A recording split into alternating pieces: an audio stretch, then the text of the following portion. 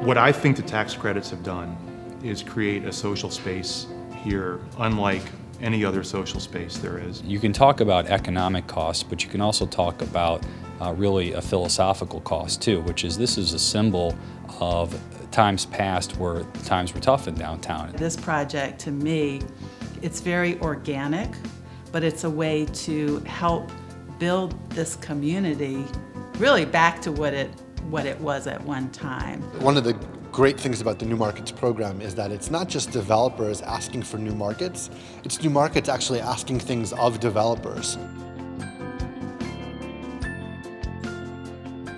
Josh, Ben, and I started in Oberlin right after college. We learned a love of building things and creating new parts of a community that capitalize on some of the best things inherent in that community. The Fairmont Creamery was an old dairy company that distributed milk, butter, ice cream, and eggs all across the country. This floor has been vacant for over 35 years. We're doing 30 units of mixed income housing and approximately 25,000 square feet of commercial space, a business incubation and co-working studio, and then a catering facility. New Markets program values mixed income housing. It values brownfield remediation. It values job creation. The interesting thing with the New Markets program is that not only does it enable you to finance the construction of a building, it really begins to leverage a lot of infrastructure investment and community investment that otherwise wouldn't have occurred. The community development environment here is pretty phenomenal, being able to work with the city, the county, CDA, local banks. It's been really rewarding. And we talked to CDA about the New Markets program and how this is a perfect New Markets project, because but for that program, this wouldn't happen.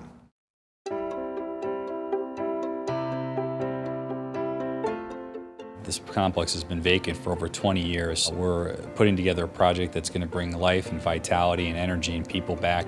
The project itself is going to be a truly mixed-use project. We have over 1,000 construction jobs and 375 permanent jobs and 270 new residents to the city of Cleveland. We have a high-end, full-service grocery store coming right into the central business district. It's really a milestone for the city of Cleveland. What was once a black eye for the city is now being turned around with a very large-scale investment with a lot of mixed-use amenities. And what it will do is we'll spur further economic investment up and down the streets.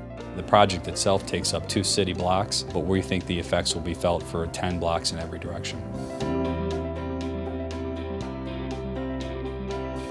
For 45 years, Lutheran Metropolitan Ministry has been involved in this city. We serve and we advocate with those who are oppressed and forgotten and hurting. Lives are transformed. What the building has allowed us to do is to launch the Central Kitchen and an innovative approach to providing job training. It's a culinary training institute. We find participants. They proceed through a period of job training and culinary instruction. What the kitchen does in turn then is produce meals, about 1,500 a day, about 50,000 a month, and those meals go to 4 local shelters. So we feel that's a kind of a win for everybody. We offer second chances here. Without these tax credits, there would be fewer second chances for people.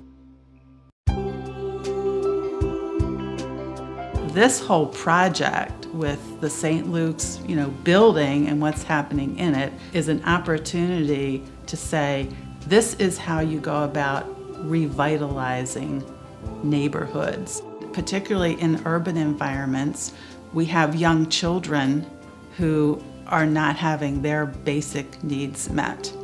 So we have this amazing resource of our older folks and this amazing group of children who would benefit from more human, personal, supporting, loving connections. Being able to give my students a beautiful learning space and the opportunity to build a community around that was just a match made in heaven. When you talk about urban reform, a lot of people in education think in terms of like rescuing children and getting them out. But if you really want to change what's happening in a city, you can't just pull people up so they leave. You need to have opportunities for them to stay. It's nice that there's a great infrastructure here to support development companies like ourselves. We're going to keep working here.